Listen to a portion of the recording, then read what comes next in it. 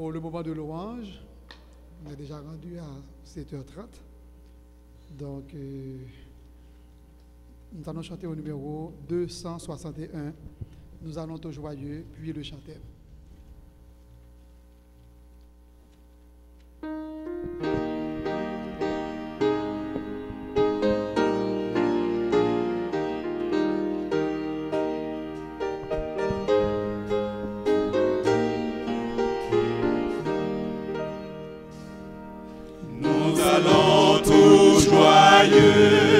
Au pays de la vie, au pays du bonheur, au royaume d'amour, vous qui marchez encore sans Dieu dans la folie, oh dites-moi et vous qui venez ce jour, voulez-vous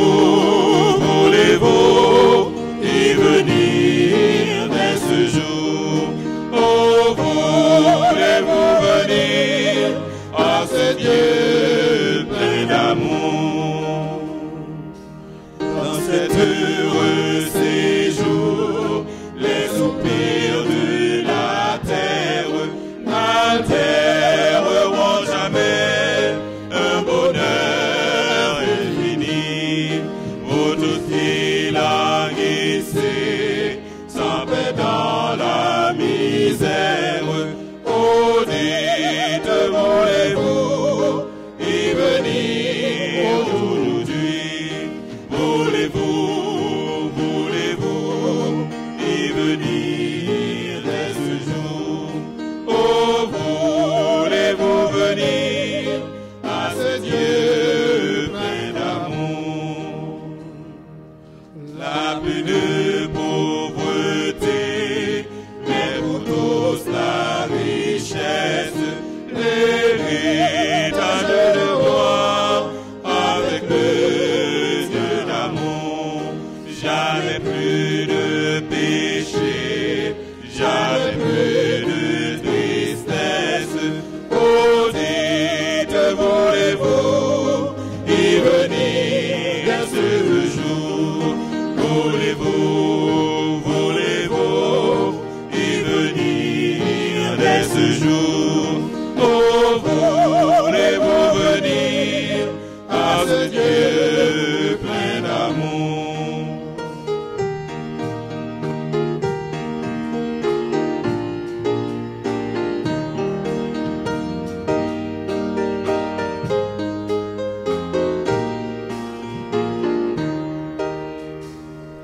Venez pauvres pécheurs, le Seigneur vous appelle. Pourquoi d'y relever quand il dit aujourd'hui le bonheur ici-bas et la vie éternelle? Voilà ce qu'il promet à ceux qui vont à lui. Voulez-vous y venir dès ce jour? Oh, voulez-vous venir à ce Dieu plein d'amour? Le chantème.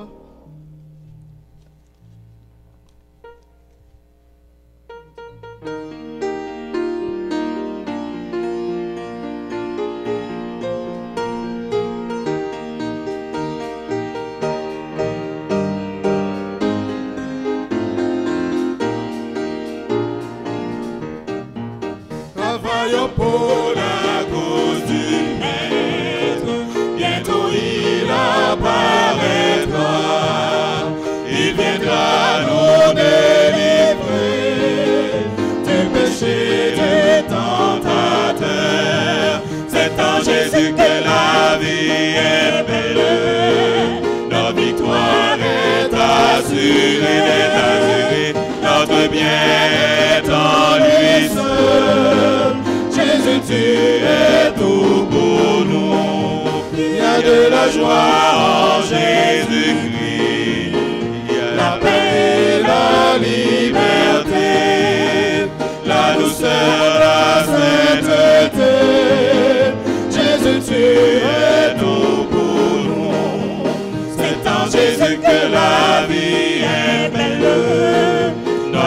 victoire est assurée, notre bien est en lui seul. Jésus, tu es tout pour nous. Il y a de la joie en Jésus-Christ, il y a de la paix en Jésus-Christ, il y a du bonheur en Jésus-Christ. Jésus, tu es tout pour nous. C'est en Jésus que la vie est belle. Notre victoire est assurée, notre bien est en lui seul. Jésus, tu es tout pour nous. Oh, il y a de la grâce en Jésus-Christ, il y a de la paix en Jésus-Christ, il y a de l'amour en Jésus-Christ. Jésus, tu es tout pour nous. C'est en Jésus que la vie est belle. Notre victoire est assurée, notre bien est en lui seul. Jésus, tu es tout pour nous. Jésus, tu es tout pour nous. Jésus, tu es tout pour nous. Amen. Merci, asseyez-vous. Jésus, tu es tout pour nous. Est-il votre paix quand vous en avez faim? Est-il votre protection quand vous êtes en danger? Est-il votre sécurité quand tout semble faillir autour de vous?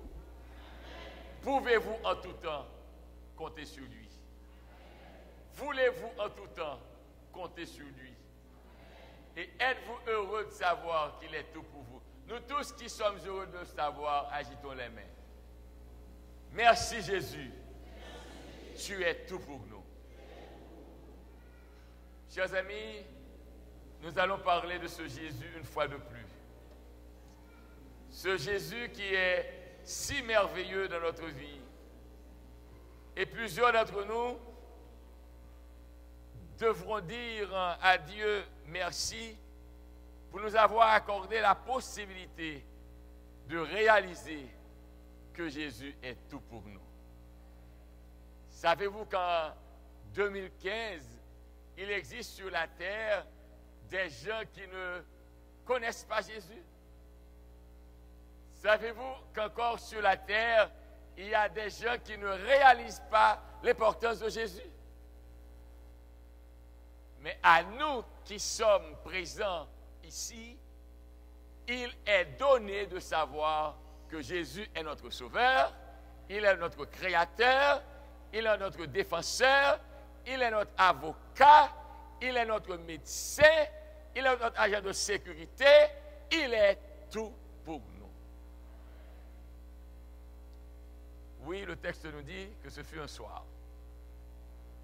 Un soir, un homme qui l'a suivi à distance, un homme qui se trouvait parmi les grandes et belles figures de la société hébraïque, un homme qui imposait respect parce qu'on venait à lui pour comprendre la loi de Dieu, et il était assez souvent sollicité pour expliquer ce qui concernait la volonté de Dieu. Mais alors qu'il était là et qu'il essayait d'aider les autres à comprendre ce qu'était la parole de Dieu, alors qu'on l'appelait docteur et qu'il était docteur, alors qu'il maîtrisait toute la loi de Dieu, toute la parole de Dieu, il semble que dans son âme, il y avait un vide. Il y avait un vide que rien ne pouvait combler si ce n'est la compagnie de cet homme qu'on appelle Messie qui devait venir, en dépit de toutes les révélations accordées à ce peuple. Le Messie est venu, pourtant ils n'ont pas su que c'était le Messie. Dieu lui a accordé la possibilité de sortir de sa zone de confort pour s'humilier en allant voir le maître. N'oubliez pas qu'il était docteur. Il connaissait la loi. Il maîtrisait la science de la loi. Il expliquait aux autres ce qu'était la volonté de Dieu. Mais tout en parlant de Dieu, il ne connaissait pas Dieu. Vous savez, la situation la plus triste pour quelqu'un, c'est de croire qu'on connaît Dieu alors qu'on est loin de Dieu. La situation la plus triste pour un prédicateur, c'est de parler de Jésus sans connaître Jésus. La situation la plus triste pour une église, c'est de prêcher Jésus sans avoir Jésus. Cet homme croyait connaître le Messie. Il croyait qu'il était en mesure d'expliquer aux autres qui devait être le Messie. Mais malheureusement, la connaissance intellectuelle n'a pas su faire valoir à sa soif d'expérimenter le Sauveur. Mon ami, je voudrais que vous réalisiez aujourd'hui, plus qu'une connaissance intellectuelle, plus qu'une connaissance livresque, plus qu'une connaissance académique, vous avez besoin d'une connaissance expérimentale. Vous avez besoin de connaître Jésus pour vous-même. Il ne faut pas connaître Jésus parce qu'on a entendu les parents parler de Jésus. Il ne faut pas connaître Jésus parce qu'on a vu les autres marcher après Jésus. Mais on a besoin de connaître Jésus pour soi-même. C'est dans cette situation que se retrouvait ce docteur de la loi, ce grand homme de l'époque qu'on appelle Nicodème. Le texte nous dit qu'il y eut un homme d'entre les pharisiens nommé Nicodème, un chef des Juifs, qui vint lui auprès de Jésus de nuit et lui dit: Rabbi, nous savons que tu es un docteur venu de Dieu, car personne ne peut faire ces miracles que tu fais si Dieu n'est avec lui. Jésus lui répondit: en vérité, je te le dis, si un homme ne naît de nouveau, il ne peut voir le royaume de Dieu. Nicodème lui dit: comment un homme peut-il naître quand il est vieux? Peut-il rentrer dans le sein de sa mère et naître? Jésus répondit: en vérité, je te le dis, si un homme ne naît d'eau et d'esprit, il ne peut entrer dans le royaume de Dieu. Ce qui est né de la chair est chair, ce qui est né de l'esprit est esprit. Ne t'étonne pas que je t'ai dit, il faut que vous naissiez de nouveau. Ne t'étonne pas que je t'ai dit, il faut que vous naissiez de nouveau.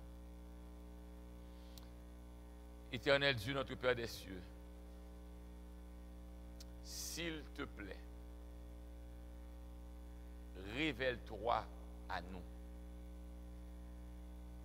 Nous sommes ici pour comprendre ta parole. Nous sommes ici pour découvrir ce qu'est ta volonté nous concernant. Nous voulons vivre pour toi. nous croyons que ton désir le plus sincère est de nous voir attachés à toi. S'il te plaît, que ton Esprit Saint s'empare de nous. Que notre esprit soit en harmonie avec ton esprit et que nous sortions de l'enceinte de ce temple avec la ferme détermination de te servir jusqu'à ce que nous soyons introduits dans ton royaume de gloire. Aie pitié de nous. Sauve-nous, Seigneur. En Jésus, pour ta gloire, nous te prions.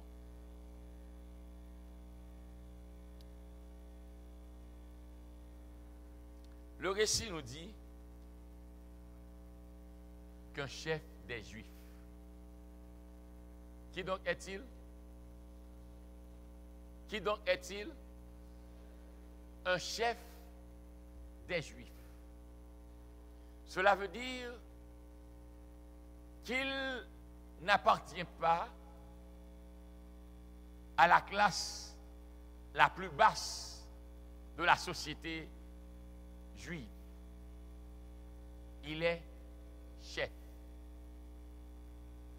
Mais il est chef parce qu'il est docteur,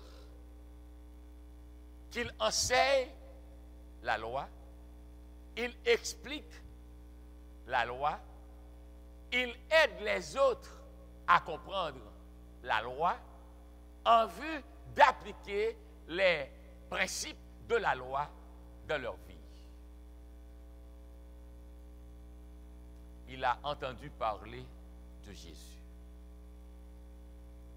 Vous ne pouvez entendre parler de Jésus sans que vous ne manifestiez le désir de le connaître. Il ne suffit pas d'entendre parler de Jésus. Je veux de ce Jésus. Laissez-moi trouver ce Jésus. Chers amis, quand vous aurez entendu les gens parler de Jésus, vous ne saurez jamais ce qu'il y a en Jésus. Vous devez avoir soif de Jésus. Vous devez l'expérimenter dans votre vie personnelle. Il est à vous. Il est disposé à se révéler à vous. Il est disposé à communier avec vous. Ne permettez pas à quelqu'un d'autre de vous dire qui est Jésus. Expérimentez pour vous-même ce Jésus. Nicodème s'est dit, ce n'est assez. Je ne veux plus l'observer à distance. Je ne veux plus me rappeler qu'on a raconté qu'il s'est rendu au temple, qu'il a renversé les tables, qu'il a chassé les vendeurs et qu'il a déclaré « Ne faites pas de la maison de mon père une maison de trafic ». Je ne veux pas entendre qu'on parle de lui en disant quand les Juifs lui ont demandé de donner un signe, il leur a répondu « Détruisez ce temple et en 3 jours, je le rebâtirai ». Non, ça n'est assez. Je veux moi-même connaître ce Jésus. Je veux le voir, et pas seulement le voir, je veux lui parler. Savez-vous qu'aujourd'hui encore nous pouvons parler à Jésus? Savez-vous que dans l'intimité de votre chambre, vous pouvez parler à Jésus? Savez-vous quand vous êtes au volant, vous pouvez parler à Jésus? Savez-vous, tandis que vous m'entendez maintenant, vous pouvez vous-même parler à Jésus? Dans votre cœur, dites à Jésus, révélez-vous à moi. S'il te plaît, mon frère, révèle-toi à moi. Mon ami, la vie que nous voyons passe, tout s'en va. Il n'y a qu'un trésor. Le vrai trésor est en Jésus. Nous devons avoir soif de notre Jésus. Nous devons vouloir désirer vivre avec lui, car en dehors de lui, tout n'est que passager. Seul en Jésus, la sécurité est parfaite. Alors, Nicodème s'est dit, je veux le voir. Mais, ce qui est triste de la situation de Nicodème, c'est que les enseignements de Nicodème devaient porter le peuple à reconnaître quand le Messie est venu. Mes chers amis, il y a des gens qui ont la Bible en main. Il y a des gens qui croient en la Bible, mais seront perdus avec la Bible.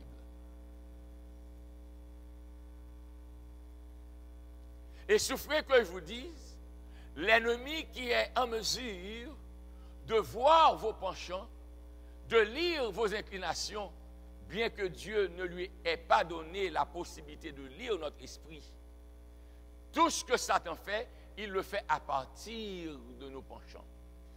Il observe la manière dont nous réagissons, dont nous nous comportons, et il continue à établir les pièges.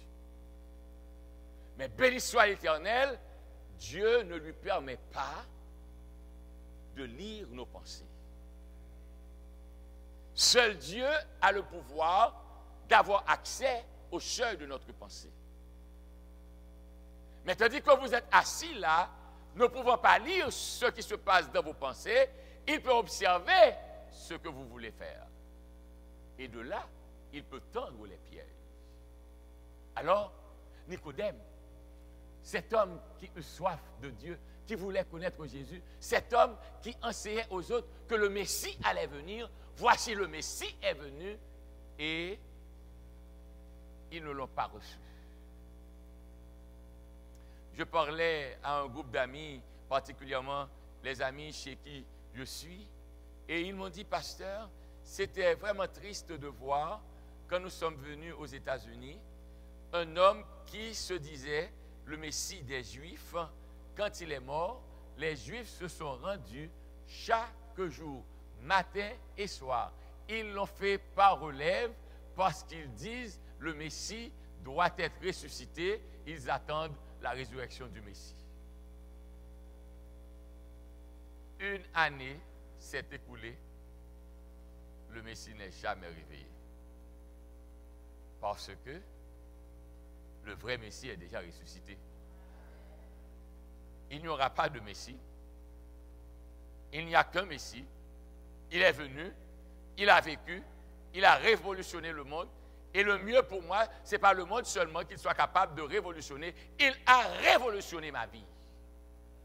Rappelez-vous, je vous ai dit la fois dernière, la solution à la crise actuelle n'est certaine que dans la mesure où chacun de nous trouve sa solution.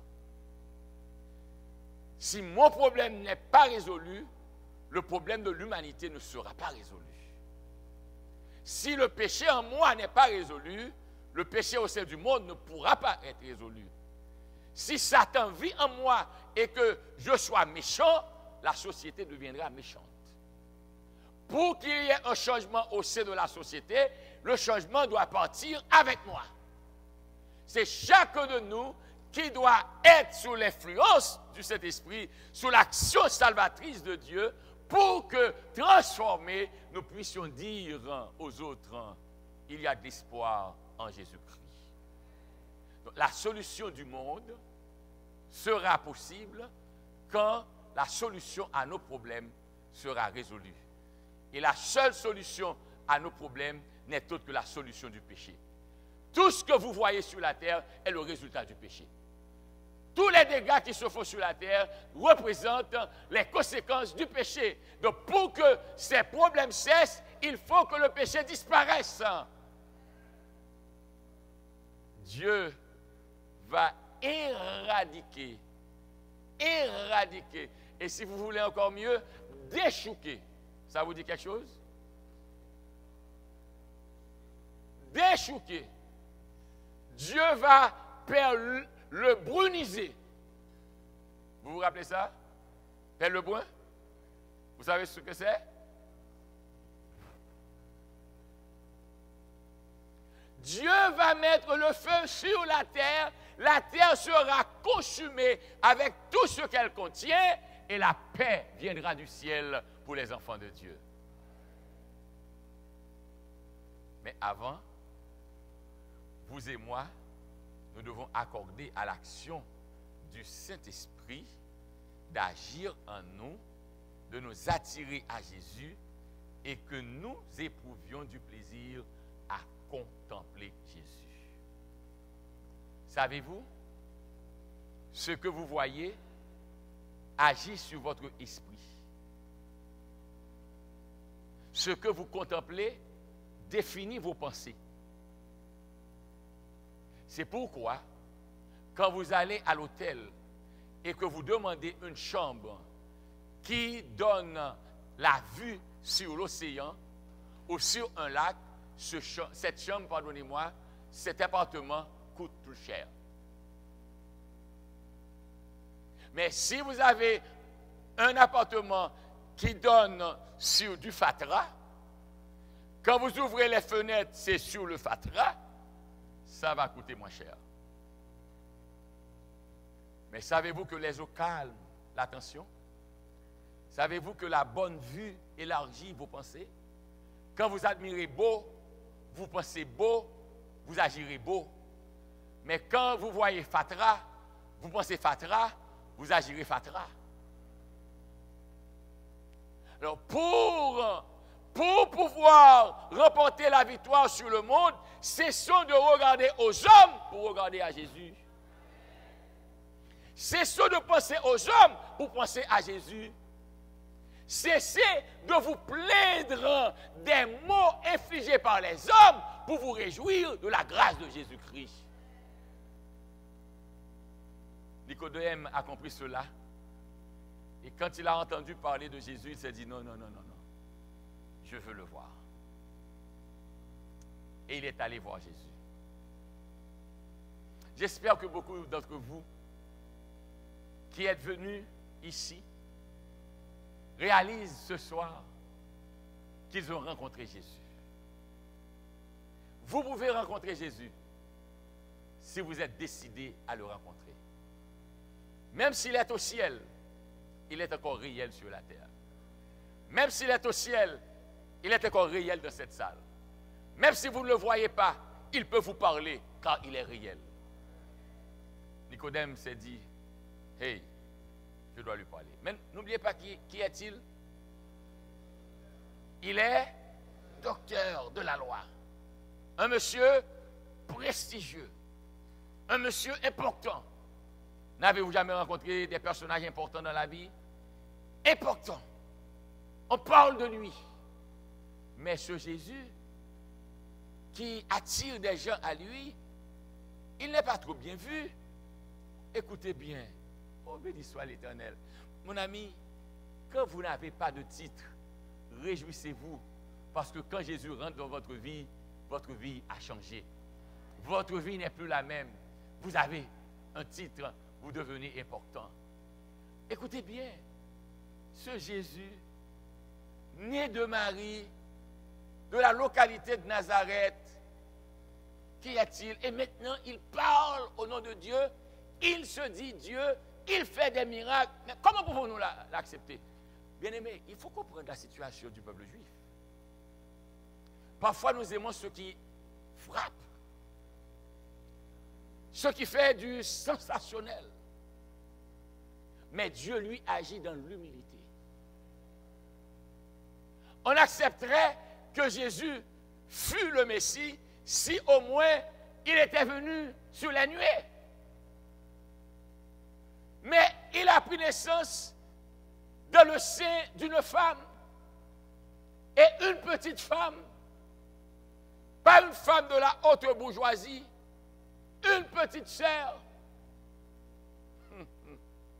Comprenez bien. Et encore, nous savons très bien que sa mère est fiancée à Joseph. Comment pouvons-nous accepter au milieu de nous l'adultère? Elle prétend avoir reçu la visite du Saint-Esprit. Étions-nous là? Qui nous dit que l'enfant n'est pas d'un homme et maintenant elle ose profaner le nom de Dieu? Qui nous dit que Joseph a accepté de continuer à vivre avec elle parce qu'il veut défendre sa vie? Il y a menace de mort. Alors, les Juifs avaient du mal à accepter que Jésus est le Messie. Mais écoutez, écoutez bien ce que je vais vous dire. Quand vous êtes chrétien, vous n'avez pas à vous présenter comme chrétien, vous avez à vivre comme chrétien. Quand je suis chrétien, je n'ai pas à me présenter comme chrétien.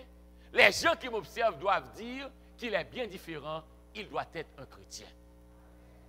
Alors, en dépit de tout ce qu'on disait, il demeurait incontestable que cet homme ne peut être autre personne que le Messie, car les miracles qu'il fait, les miracles qu'il fait témoignent qu'il est le Fils de Dieu. Donc, en vue de détourner l'attention des gens, en vue de passer inaperçu, car c'est le docteur de la loi, c'est Nicodème. Je ne veux pas que les gens me voient. Je vais auprès de Jésus la nuit. Oh, je bénis le ciel. Jésus est toujours disponible. J'ai dit à mes membres d'église, je ne peux pas être disponible à vous 24 sur 24. Donc, je ferme mon téléphone à 2 heures du matin et je vais ouvrir mon téléphone à 10 heures du matin parce que j'ai besoin du temps pour moi-même, pour mes études, pour mes méditations, pour ma prière et pour mon repos. J'en ai besoin. À moins que j'ai un rendez-vous avec vous, si je sais que vous allez m'appeler à telle heure, je vais ouvrir mon téléphone. Mais mon téléphone se ferme 2 heures du matin, 10 heures du matin.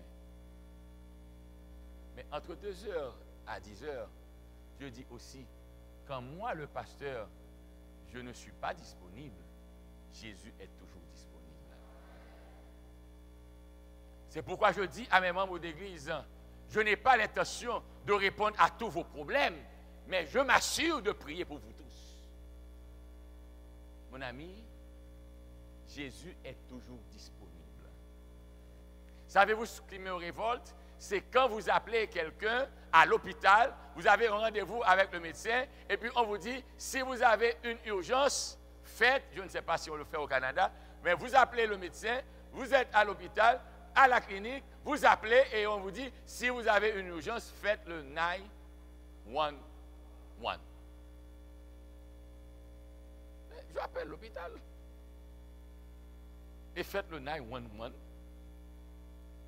Mais laissez-moi vous dire, avec Jésus, il n'y a pas de ligne d'attente. Avec Jésus, il n'y a pas de secrétaire à contacter. Avec Jésus, il n'y a jamais de ligne qui soit occupée. Avec Jésus, l'accès est 24 sur 24, 365 sur 365. Si vous n'entendez pas de Jésus, ce n'est pas lui qui ne vous répond pas, c'est vous qui n'avez pas appelé. Heureusement, je peux rencontrer Jésus à n'importe quelle heure. Et Nicodème, lui, s'est proposé d'aller le voir la nuit. Je ne vais pas rentrer dans cet aspect du texte. Pourquoi la nuit? Mais je voudrais seulement attirer votre attention le mobile de la démarche de Nicodème. Nicodème est allé la nuit parce que Nicodème a voulu ne pas laisser les autres le voir. Nicodème est allé la nuit parce que, bien qu'étant docteur de la loi, son esprit était encore dans les ténèbres. Dis-moi qui tu hantes, je te dirai qui tu es. Qui se ressemble, s'assemble. J'aime la nuit parce que la nuit me permet de cacher mes œuvres. Mais au moins, quand je vais la nuit rencontrer la lumière, les ténèbres doivent être dissipées. Il est allé la nuit auprès de la lumière. Et quand il est arrivé à la lumière de lui dire, tu as un problème. Il a commencé avec les félicitations. rabbi, maître, docteur, personne ne peut faire les miracles que tu fais si Dieu n'est avec lui. J'aurais aimé ce soir attirer votre attention sur un point très important. Faites attention aux applaudissements. Tous les applaudissements ne sont pas sincères. Ne recherchez pas les applaudissements parce qu'il y a des applaudissements moqueurs.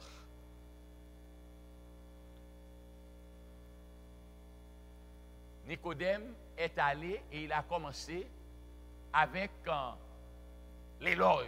Vous voyez cela? Rabbi, nous savons que tu es un docteur venu de Dieu, car personne ne peut faire ces miracles que tu fais si Dieu n'est-ce pas élogieux? Allô? N'est-ce pas agréable d'entendre? Nicodème élève le maître. Et il est sincère en élevant le maître. Mais le maître va au-delà des besoins apparents de Nicodème. Ou pas qu'à bluffer Jésus. Ou mettre à joindre tout tourné. Parce que quel que soit le costume ou mettez là, la déshabille pour les maladies là. Soyez honnête avec Jésus. D'ailleurs, vous n'avez personne d'autre à qui vous pouvez tout dire si ce n'est que lui.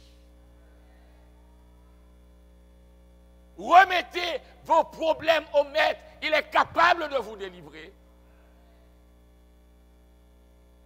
Alors Jésus a lu au-delà de ce qu'il a dit. Pierre, peux-tu me donner le texte, le verset 3? Regardons ce qui va être dit. Jésus, lui, mais je ne comprends pas ce Jésus.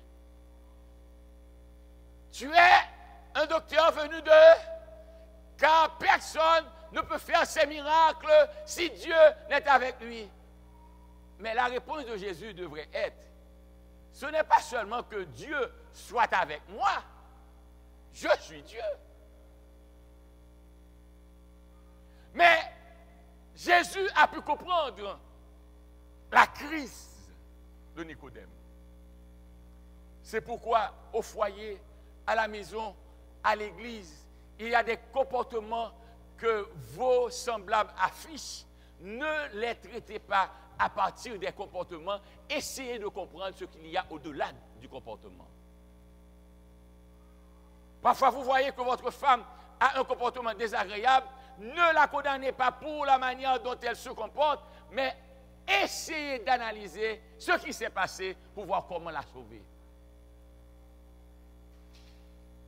Vous savez, les Anglais ont une pensée que j'aime bien. Il ne faut pas jeter le bébé avec l'eau. L'eau est sale, c'est vrai, mais avant de jeter l'eau sale, regardez si le bébé n'est pas là-dedans. Que voulez-vous dire, Jean-Hercule? Je veux vous dire que vous avez un problème avec quelqu'un. Ne détruisez pas la personne sur la base du problème, mais essayez de voir ce qui s'est passé avant que la personne se soit comportée ainsi. Et quand vous aurez découvert les mobiles, les raisons qui portent votre ami, votre femme, votre enfant, votre partenaire ou vos frères et sœurs de l'Église à se comporter ainsi, à ce moment-là, vous saurez quelle décision prendre. Jésus ne s'est pas arrêté à la déclaration de Nicodème parce que Jésus est capable de lire au-delà de ce qui paraît. Jésus ne s'intéresse pas à votre paraître, il s'intéresse à votre être. Cessez de paraître chrétien, mais soyez chrétien. Alors quand Jésus a pu comprendre le problème sérieux auquel faisait face Nicodème, il a attaqué le problème directement et il a dit à Nicodème, en vérité, je te le dis, si un homme ne naît de nouveau, il ne peut voir le royaume de Dieu. Je regrette sincèrement que je n'ai pas cette habileté. Mais je me réjouis quand même de ce que Dieu peut se servir du Saint-Esprit pour faire ce que nous autres humains, nous ne sommes pas capables de faire. Dieu a une manière de faire face aux préjugés, de renverser les préjugés et de gagner l'âme en crise. Nicodème paraît un homme qui est venu faire l'éloge de Jésus. Mais le vrai problème, Nicodème ne l'adresse pas. Quand vous avez des frères, des amis et des sœurs qui vous disent, écoutez, cette affaire de religion-là, il y en a plein, laissez-moi en paix, ne me parlez pas de religion. Ne soyez pas fatigué avec la personne, mais essayez de comprendre sa situation. Parce que la réalité, c'est que la personne veut servir Dieu. Elle croyait être correcte là où elle servait Dieu. Et voici maintenant que vous venez avec votre Bible, vous lui dites, non, vous avez fait erreur, ce n'est pas là la bonne voie. Mais je croyais faire bien. Alors, ne vous arrêtez pas à la réaction de la personne, mais regardez sa situation et luttez à genoux avec Dieu pour que le Saint-Esprit parvienne à éclairer la personne. Jésus a dit à Nicodème, je te le dis, si un homme ne naît de nouveau, il ne peut voir le royaume de Dieu. Et allons-nous-en rapidement. Quelle est la procédure régulière pour être né? Votre papa regarde votre maman, il avale sa salive, votre maman sourit, on se prend la main, on se regarde dans les yeux et l'accident est fait. C'est une affaire humaine, pas vrai? Humaine. C'est pourquoi, dans Jean 1er, verset 12, on dit, elle est venue chez les siens, et les siens ne l'ont point reçue, mais à tous ceux qui l'ont reçue, tu es correct, laisse le texte, à tous ceux, Jean 1er, à tous ceux qui l'ont reçue, à ceux qui croient en son nom, elle a donné le pouvoir de devenir. Vous n'êtes pas enfant de Dieu. Vous êtes créature de Dieu. Mais vous devenez enfant de Dieu. De devenir enfant de Dieu, lesquels sont nés. Et écoutez, allons, verset 13. Non du sang, ni de la volonté de la chair, ni de la volonté de l'homme, mais de Dieu. Quand nous prenons ce texte, le texte veut nous dire que pour être né, c'est du sang ou de la volonté de la chair. Qu'est-ce que cela veut dire? Mon papa veut avoir un enfant, il regarde ma maman, le papa a reçu de Dieu l'ordre de pénétrer la maman et du sperme qui est sorti, Dieu a fait des choses merveilleuses. Il permet que je sois là. C'est pourquoi moi, je ne sais pas si c'est parce que je suis l'aîné de 6 enfants, je n'aime pas les familles nombreuses. Parce que ce matin, je le disais dans mon sermon, je n'ai pas vécu mon enfance. J'ai grandi en adulte. Je devais m'occuper de mes petits frères et sœurs. Donc je hais les familles nombreuses. Et quand je vois quelqu'un avoir 6, 8, 10 enfants, je dis, oh! Ils sont héros, pas moi, Jean Hercule. Et malheureusement, le pire est arrivé avec mon garçon. Lui, il n'en veut pas du tout.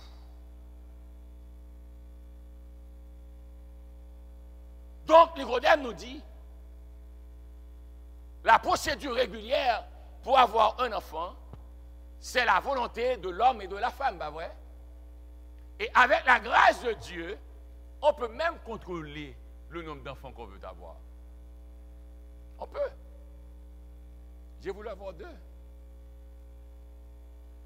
Il est vrai, ma femme voulait avoir seulement un enfant. Et c'est pourquoi, quand mon second est venu, elle a eu des problèmes. Mon ami, sachez bien, je vais dire quelque chose qui n'est pas dans mon sermon, mais je fais cette parenthèse. Sachez bien que c'est un péché et un crime de mettre au monde des enfants qu'on ne peut pas occuper. Dieu vous a donné de l'intelligence pour savoir comment vivre la relation sans qu'il y ait à tout bout de champ accident sur accident. Alors, je ferme ma parenthèse. Tout ce que je veux que vous reteniez, c'est qu'un enfant est désiré. Et quand l'enfant n'est pas désiré et que ce soit un accident, l'enfant le sait. Beaucoup d'entre nous, nous mettons des enfants au monde qui, dès leur conception, savent qu'ils ne sont pas désirés. Et quand ces gens sont nés, ils ont une vie de misère sur la terre. Ils ne peuvent pas être en relation avec les gens. Madame Ouagen, là, ma Ouagen qui a bon problème, non. Pas tout, non. C'est chercher qu'on est origine, ça qui est passé. Nous seulement, ouais, belle petite forme, petit sourire, oui, chérie. Oui, chérie. Oh, elle est belle, c'est l'enfant. Elle a un beau sourire. Elle a un beau sourire. Mais elle a de les problèmes. Donc, ne regardez pas seulement le sourire. Apprenez à connaître l'histoire. Et quand vous connaissez l'histoire, si vous voulez de lui ou d'elle, acceptez-le ou acceptez-la pour qui il ou elle est, mais ne faites pas d'elle ou de lui quelqu'un d'autre. C'était une parenthèse. Je ne vais pas vous charger pour cela. Alors, Nicodème a entendu de Jésus, il faut être né de nouveau. Pierre, Nicodème a dit à Jésus, ah, il y a un problème. Comment être né de nouveau? Verset 4. Comment un homme peut-il naître quand il est vieux? Mes amis, savez-vous que la naissance d'un enfant déjà est une merveille pour croire dans l'existence de Dieu?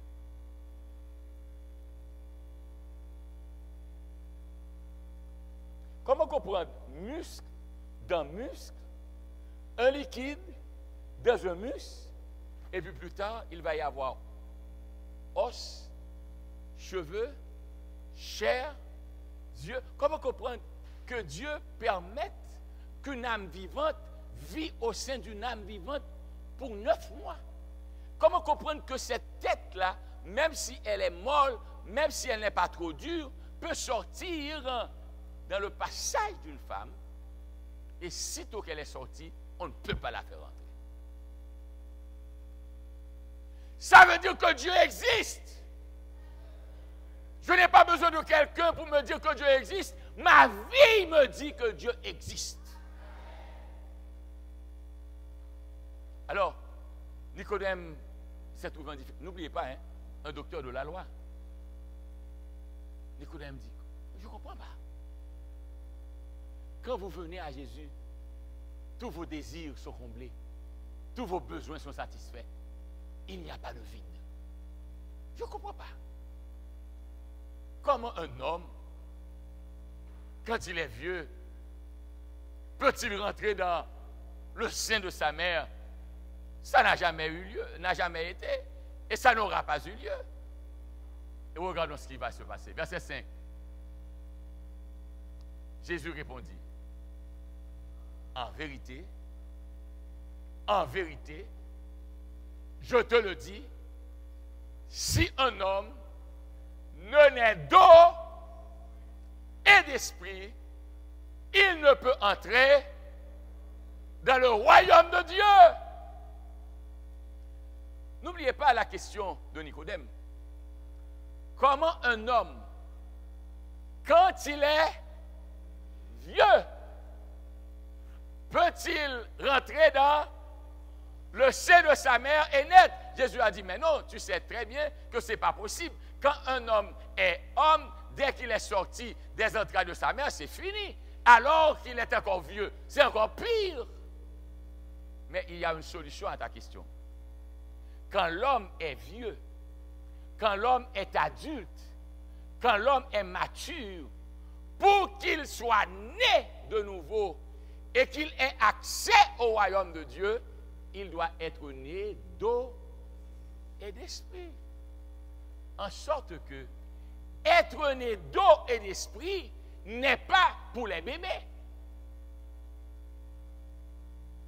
Un enfant n'est pas un homme.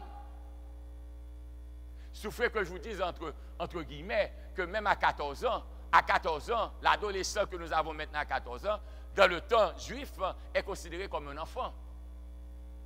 Rappelez-vous bien, au moment où Agar devait partir avec Ismaël, Ismaël avait déjà 14 ans et Dieu a dit à Abraham, chasse ton enfant. N'oubliez pas quand Dieu a appelé Jérémie, Jérémie était déjà adolescent. Et Jérémie doit dire, je suis un enfant. N'oubliez pas que dans la tradition juive, on est citoyen quand on atteint l'âge de 30 ans. Donc si Nicodème parle à Jésus et qu'il parle d'homme, cela veut dire que c'est un homme accompli, ce n'est même pas un enfant, ce n'est même pas un bébé, c'est un homme. Donc comment comprendre que une église vous dise que le bébé qui vient d'être né, vous pouvez le baptiser? Un bébé ne peut pas être baptisé. Et tous ceux qui ont été à l'église, portés par leurs parents, par marraine et parraine, à quelqu'un d'autre, pour avoir de l'eau sur la tête, vous n'avez pas été baptisé. Vous avez reçu votre baptême, mais pas le baptême de Jésus. Et si vous n'avez pas reçu le baptême de Jésus, vous ne pouvez pas rentrer dans le royaume de Jésus. Vous rentrerez dans un autre royaume, mais pas dans celui de Jésus. Le verset 6, Jean, celui qui est né de la chair et ce qui est né de était. Quelle est la condition pour entrer dans le royaume des cieux? Il faut être né d'eau et... Quelle est la condition pour entrer dans le royaume de Dieu? Combien d'entre nous voudraient entrer dans le royaume de Dieu? Ah, je lève mes deux mains. Mes deux mains, je veux être avec Jésus. Mais pour être certain qu'on sera dans le royaume de Jésus, qu'est-ce qu'il faut faire? Il faut être né d'eau et d'esprit. Jésus a-t-il demandé quelque chose qu'il n'a pas pratiqué? Regardons dans Matthieu, chapitre 3. Matthieu, chapitre 3, verset 13. Alors Jésus vint de la Galilée pour être... Les choses se complètent. Donc, être né d'eau et d'esprit veut dire être... Allons donc. Veut dire être... Vous n'êtes pas avec moi. Qui a donné la réponse à Nicodème? Jésus. Qu'est-ce que Jésus lui a demandé? D'être né de nous. Que signifie être né de nouveau? Être né d'eau et de... Maintenant, si Jésus recommande quelque chose pour son royaume, ne l'a-t-il pas accompli également? Regardons. Jésus vint de là au Jourdain vers pour être baptisé par... Éliminons certaines erreurs. Éliminons certaines confusions. Est-ce qu'il est dit que Marie et Joseph ont emporté Jésus à Jean? Allô? Qui vint? Jésus est venu transporter, porter. Jésus est venu marchant de la Galilée au Jourdain pour être baptisé par Jean. Verset 14. Mais Jean, en disant, c'est moi qui ai besoin d'être baptisé par toi et tu viens à moi. Verset 15. Jésus lui répondit, laisse faire maintenant, car il est convenable que nous accomplissions ainsi tout ce qui est juste. Que dit Jésus du baptême? Le baptême est juste. Que dit Jésus du baptême? Le baptême est juste. Question. Est-ce qu'un bébé peut discuter avec un prêtre si le prêtre refuse de le baptiser? J'aurais aimé vous entendre.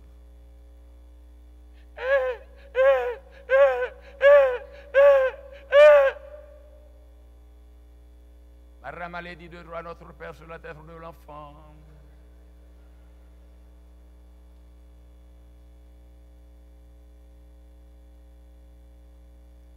Est-ce qu'un bébé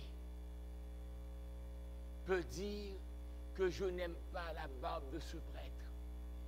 Je ne veux pas qu'il me baptise. Est-ce qu'un bébé peut discuter avec un prêtre pour lui dire que je ne suis pas prêt pour être baptisé?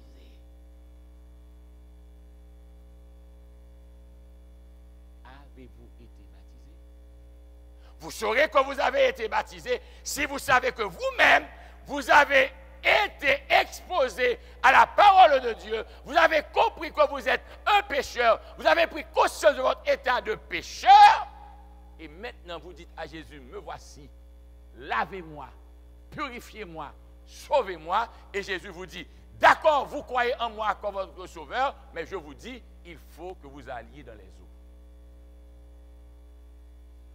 C'est une décision personnelle. C'est une décision arrêtée. C'est une décision basée sur la conviction. Quelle conviction? Que je suis pécheur et dans le ciel, il n'y aura pas de pécheur. C'est pourquoi Jésus dit, quiconque veut entrer dans le royaume de Dieu, après avoir pris conscience de son péché, après avoir réalisé que c'est moi qui soit capable de le sauver, c'est moi qui suis son sauveur, tout ce qu'il doit faire pour le prouver, c'est de rentrer dans les eaux. Vous savez, quand on aime une femme, on aime la femme. Que fait-on? Pas m'embier en l'air, non? Ne me dites pas qu'on va louer une maison et qu'on rentre de la maison avec elle. Non, c'est pas ce que Dieu dit. Quand vous aimez une femme, vous l'aimez. Tout votre rêve est de la voir quand vous passez. Ce n'est plus prendre le taxi pour aller la voir et rentrer à la maison, mais on veut, quand on rentre, que c'est elle qui soit là. Tout ce qu'on fait, c'est de lui dire, chérie, voudrais-tu m'accepter pour être ton mari?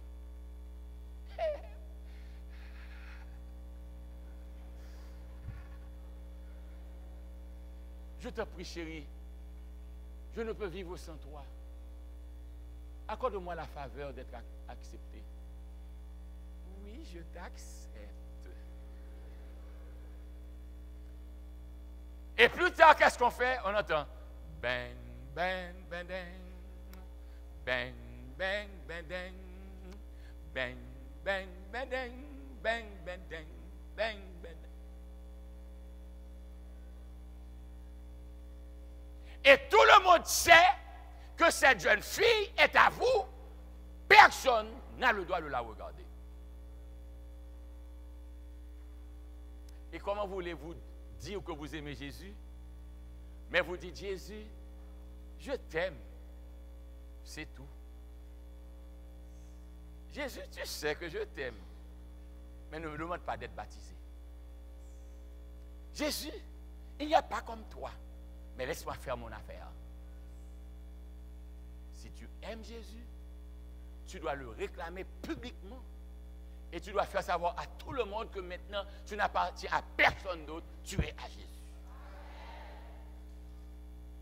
Et quand tu dis que tu es à Jésus, la seule manière de le prouver, c'est que pasteur Joseph, Élisée, Philippe rentrent dans les eaux avec toi et qu'ils disent, ma très chère sœur, mon très cher frère, selon la profession de ta foi. Et sur la recommandation de notre bien-aimé Sauveur, Seigneur et Sauveur Jésus-Christ, je te baptise, ou nous te baptisons au nom du Père, du Fils et du Saint-Esprit.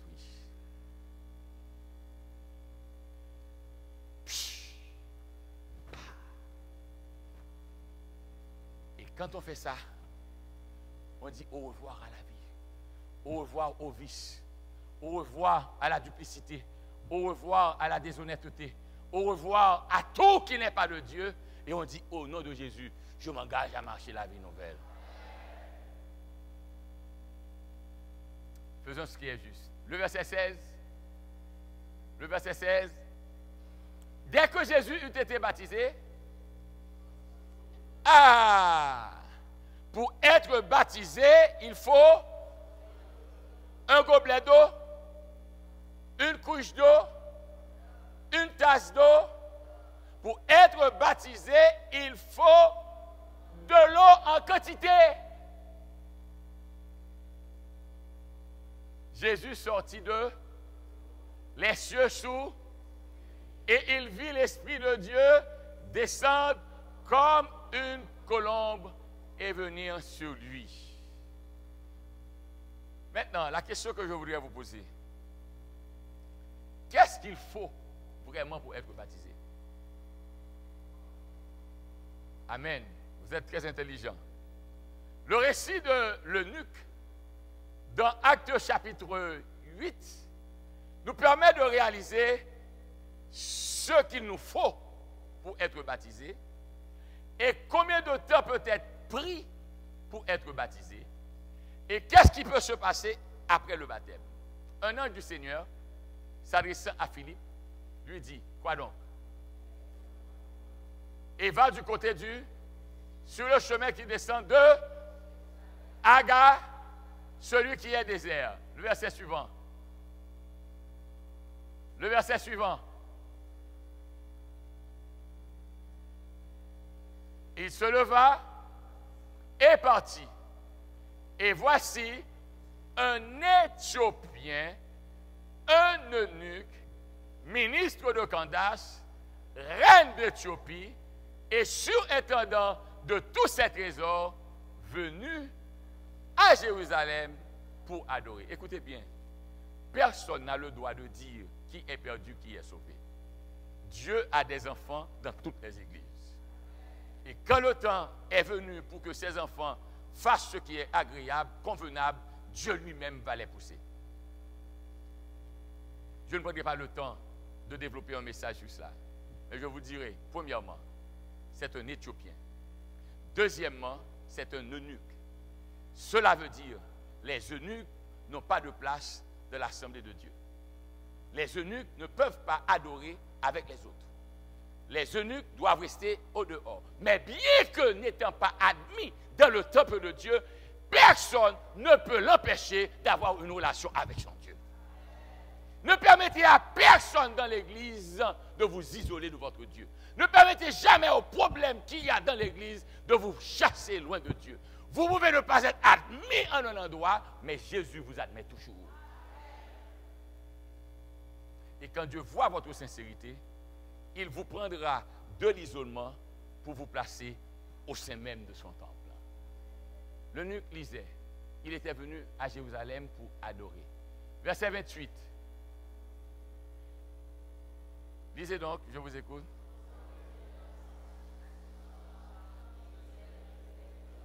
Verset 29.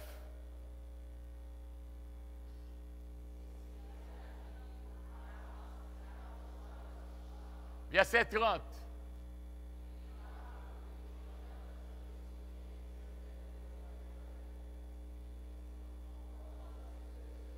Verset 31.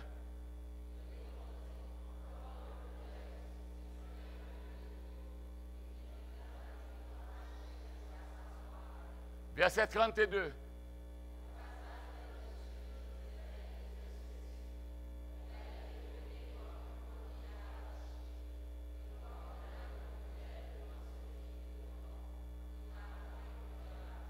33.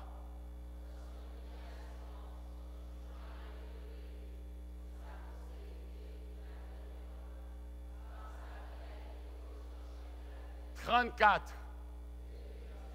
Écoutez ça. L'eunuque dit à Philippe, je te prie, de qui le prophète parle-t-il ainsi? Est-ce de lui-même ou de quelque autre? N'oubliez pas cette question. De qui? Verset 35.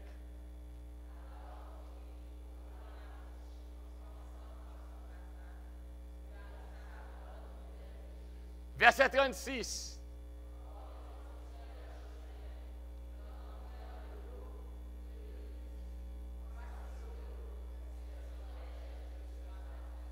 Verset 37. Si tu crois de cela est, l'eunuque répondit, je crois que Jésus-Christ est le Fils de Dieu. Verset 38.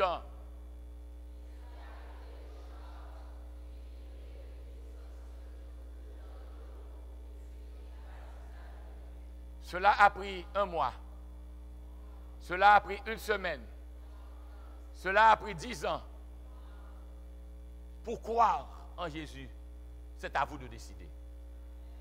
Personne ne peut vous enseigner à croire en Jésus. C'est à vous de croire. Je peux vous exposer à la parole de Dieu. Je peux vous présenter Jésus. Mais croire en Jésus, c'est vous. Non, il n'est nulle part écrit dans la Bible qu'il faut 10 ans assis sur un banc pour être baptisé. C'est écrit nulle part. Il n'est nulle part écrit dans la Bible qu'il faut 2 semaines, 4 semaines, ce soir même, maintenant. Si quelqu'un veut être baptisé, Pasteur Philippe doit le baptiser. Je crois. Tout ce qu'il vous faut, c'est la foi. Croire que Jésus est le Fils de Dieu. Et puisqu'il est Fils de Dieu, qu'il est le Sauveur, que c'est lui qui pardonne les péchés, je veux être baptisé parce que Jésus a institué le baptême. Maintenant, est-ce que le fait d'appartenir à une autre confession religieuse et d'avoir découvert Jésus dans toute sa beauté m'empêche d'être baptisé? Écoutez bien ma question. Est-ce que le fait d'avoir cru que je servais Jésus, mais quand j'ai découvert que la manière dont je le servais ne répond pas à ses enseignements et que je veux me soumettre à toute la volonté de Jésus, est-ce que cela m'empêche d'être baptisé? Lisons Actes chapitre 9. Vous vous rappelez l'expérience de Paul? Vous savez que Paul est un grand homme? Allô? Paul est un homme qui connaît la loi hébraïque. Paul, dans le Nouveau Testament, il doit y avoir 27 livres que la canonisation a accepté comme règle de conduite pour les chrétiens.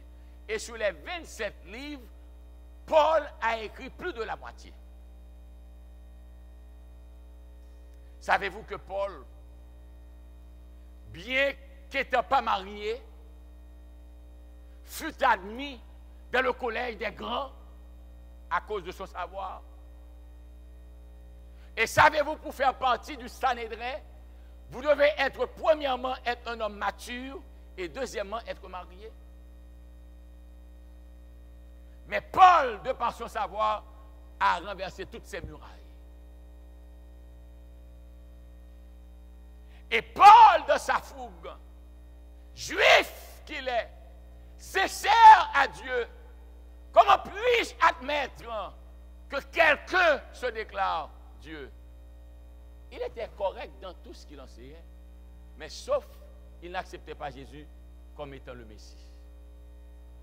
Vous pouvez être correct dans votre service à Dieu. Vous pouvez être sincère dans votre service à Dieu. Dieu voit votre sincérité. Mais quand Dieu voit votre sincérité, il n'acceptera pas une sincérité à demi. Il vous guidera lui-même pour que vous soyez exposés à la pleine lumière. Et quand vous êtes exposés à la pleine lumière, ce n'est pas à vous de décider pour Dieu, mais c'est de laisser Dieu être Dieu dans votre vie et suivre Dieu selon sa volonté. Paul, l'homme au grand savoir. Paul, d'ailleurs, dit-on, a été au pied de Gamaliel, l'un des plus grands maîtres du temps. Alors qu'il était sur son cheval et qu'il était à la poursuite de ceux qui se disent chrétiens, le plus grand de tous les maîtres l'a rencontré en chemin sur la route de Damas, l'a frappé, il est tombé et Dieu lui a dit, tu crois voir, maintenant je te rends aveugle. Lorsqu'on connaît bon Dieu capable de savonner tête ou pas qu'on n'a rien dit tout, non? Et alors, ceux qui étaient avec lui l'ont pris. Et après 3 jours, Dieu s'est présenté, il a dit à Ananias, je t'envoie. Et j'aime ce texte. C'est un homme que j'ai choisi.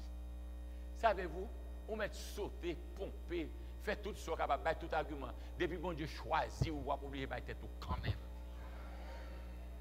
Et ce n'est pas le jour où vous vous rendez que vous avez été choisi. Vous avez été choisi même dans votre rébellion. Aïe, aïe, aïe. C'est ce Dieu que je sers. Dieu n'accepte pas de défi de qui que ce soit. Il sait qu'il vous a créé. Il sait que vous l'aimez. Mais il sait que vous n'êtes pas bien orienté dans votre instruction. Il sait comment vous frapper pour vous ramener à la sagesse. Paul est frappé. Il est renversé. Il est devenu aveugle. Vous croyez voir. Et c'est un homme qui ne voyait pas seulement des yeux, mais qui voyait de son savoir. Il savait. Il savait. Et c'est l'homme qui a donné le plus de problèmes aux églises protestantes. Alors, Dieu a dit à Ananias, Ananias lui dit, oh, Seigneur, tu ne sais pas qui est Paul? Pas oublier, moun toujours voulu faire baptiste tourner pour vous. Les hommes ne vous pardonnent jamais. Mais ne vous occupez pas de ce qu'ils disent, ni de ce qu'ils font. Soyez consacrés à votre Dieu. Vous voyez qu'il prêche maintenant. Vous voyez qu'il expire, qu'il est pas... C'était vagabond, oui. Les petits noms, ça t'a grandi. C'est qu'on l'a plus, oui, il te fait femme tomber.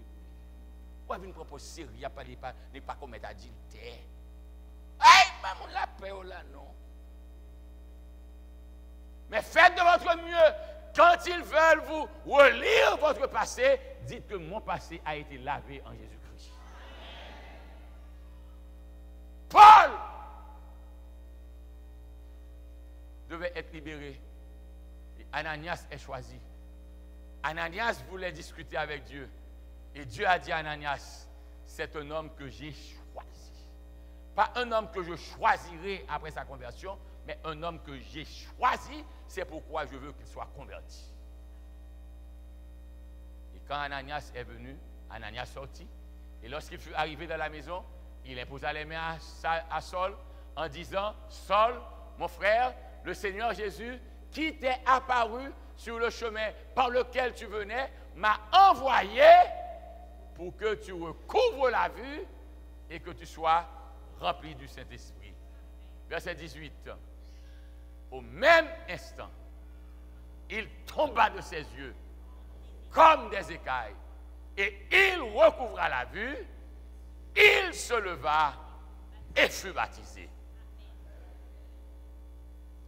Bien, nous avons besoin pour bon Dieu retirer voile qui empêchait chez nous. Vous me direz, j'ai un recul, mais je ne suis pas aveugle. Je vous dirai, oui, vous êtes aveugle spirituellement. Vous avez lu, mais vous ne pouvez pas comprendre. Vous avez entendu, mais vous ne voulez pas assimiler. Vous croyez être dans la vérité alors que vous êtes dans l'erreur. Vous dites pourquoi y a-t-il tant de religion? Ce n'est pas une religion, ce n'est pas une affaire de religion. D'ailleurs, en latin, religion est religare. C'est le lien qui unit l'homme à Dieu. Tout homme est religieux, que vous l'admettiez ou pas. C'est pourquoi quand votre vie n'est pas comblée de qui devait le combler, vous vous adonnez à d'autres dieux.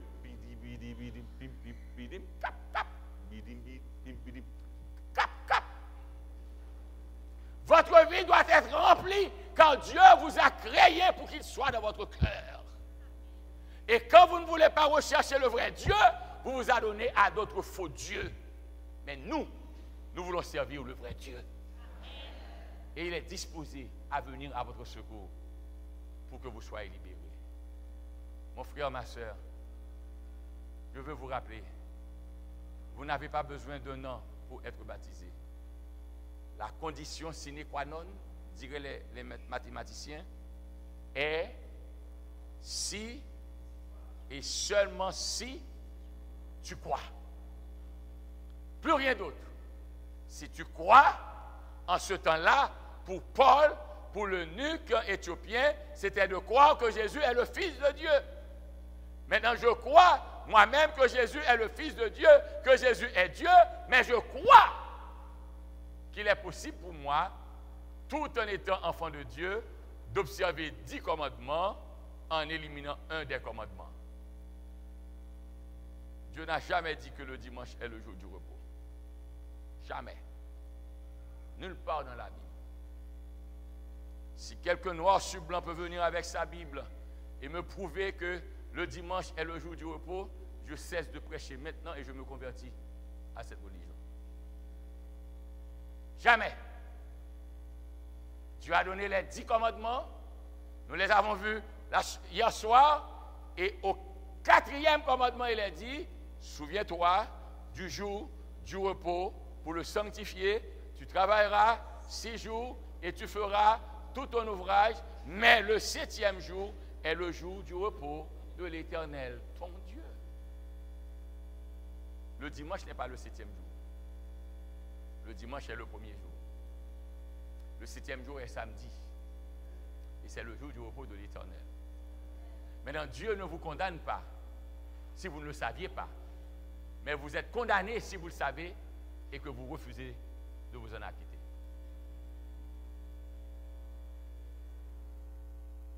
Mon frère, ma soeur, quelle sera donc votre position ce soir? Prenez le temps de réfléchir. Réfléchissez sur votre relation avec Jésus. Moi qui vous parle, si je parle seulement du sabbat et que je vole, le Seigneur n'est pas encore vrai dans ma vie. Si je donne de faux témoignages contre mon prochain, le Seigneur n'est pas vrai dans ma vie. Si je n'honore pas ma mère comme mon père est mort, le Seigneur n'est pas vrai dans ma vie. Ce n'est pas observer ces choses qui me sauvent, mais quand j'ai rencontré Jésus et que Jésus m'a sauvé, je dois pouvoir observer ces choses parce que ma vie a changé. Que voulez-vous faire maintenant? Quelle est donc votre décision? Nos frères et sœurs huissiers ou nos huissières vont passer, ils vont vous donner une feuille. Si vous croyez que pour entrer dans le royaume de Dieu, vous devez être baptisé et que le baptême n'est pas réel quand c'est votre père et votre mère ou votre parrain et marraine qui vous ont transporté au prêtre, vous devez pouvoir vous-même prendre la décision. Vous devez pouvoir vous-même discuter avec celui qui est appelé à vous baptiser. Vous devez pouvoir vous-même croire en Dieu. Un enfant ne veut pas croire en Dieu. Un enfant ne veut pas reconnaître qu'il est pécheur. Je vous demande de prendre votre décision vous-même. Tel que je suis, sans rien à moi, c'est non ton sang versé pour moi et ta voix qui m'appelle à toi, agneau de Dieu, je viens,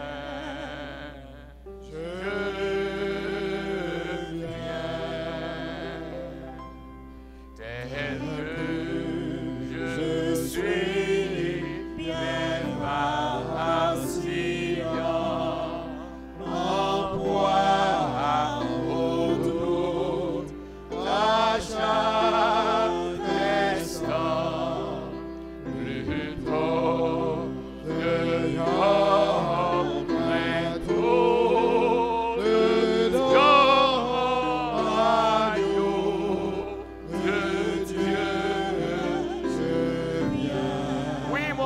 ma soeur, vous pouvez le faire.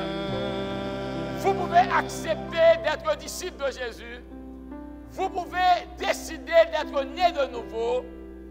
Vous pouvez maintenant prendre position pour Christ. Vous pouvez le faire. Vous devez le faire. Et faites-le maintenant. Tel que je suis, mon cœur est plein à prendre le bien tel qu'il est, pour tout changer, sauveur parfait, agneau de Dieu, je viens.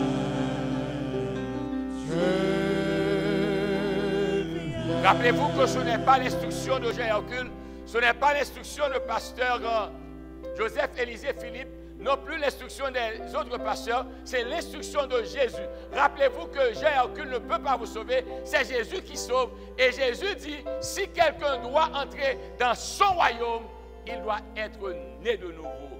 Vous devez le faire. Vous pouvez le faire. Faites-le maintenant. Tel que Je suis ton grand amour, à tout pardonner sans retour.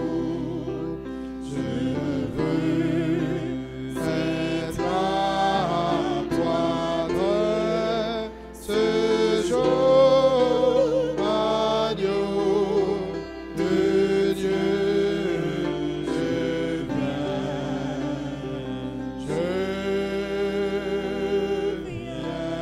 le jour va arriver.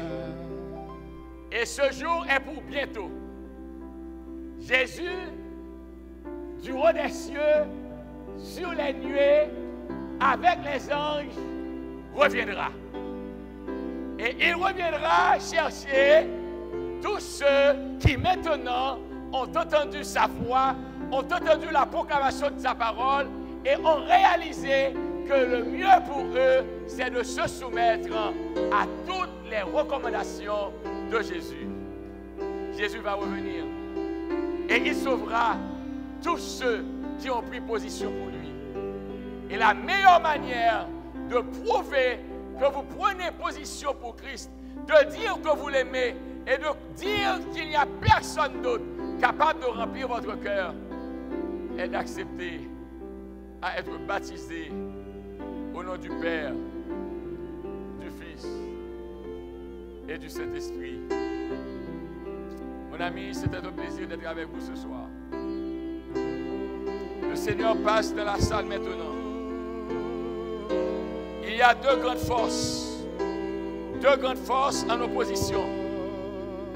La force de Satan et la force de Jésus. Mais je bénis le ciel, la force de Jésus est la plus puissante. Jésus gagne toujours. Mon frère, mon ami, vous n'étiez pas venu avec la décision de prendre l'engagement d'être baptisé. Mais vous avez été exposé à la parole de Dieu et vous avez réalisé que le péché détruit, le péché ronge, le péché n'a rien de sérieux. Et la seule planche de salut que vous avez est Jésus-Christ de Nazareth. Jésus vous dit, pour que vous soyez dans son royaume, vous devez être baptisé. Prenez le temps de réfléchir. Si vous avez des questions, vous pouvez toujours contacter pasteur Joseph Philippe Élisée, pasteur Jules Roise, pasteur Franklin Louis et votre serviteur Jean Hercule Toussaint. Vous verrez sur le tableau les numéros que vous devez appeler ou que vous pouvez appeler. N'hésitez pas à nous appeler, nous sommes à votre disposition. Et sachez que nous apprécions le fait que vous soyez là ce soir. Et n'oubliez pas que demain soir, à 7 heures précises, nous serons encore dans ce bâtiment. Et n'oubliez pas surtout que vous pouvez venir et poser n'importe quelle question dans la Bible. Nous prendrons plaisir à vous répondre. Il n'y a pas un sujet spécifique. Il n'y a pas un domaine précis. Vous pouvez poser n'importe quelle question qui vous préoccupe. Et demain soir, je serai là pour vous répondre. Et s'il m'arrive de ne pas avoir la réponse, je vous le dirai franchement, je n'ai pas de réponse. Je vais faire des recherches pour vous et je reviendrai à vous.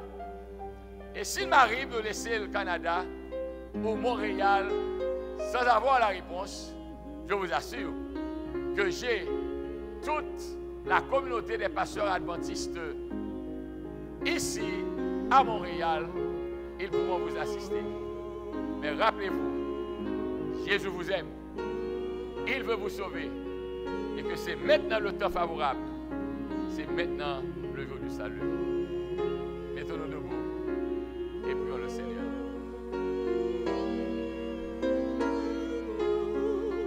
De Dieu, je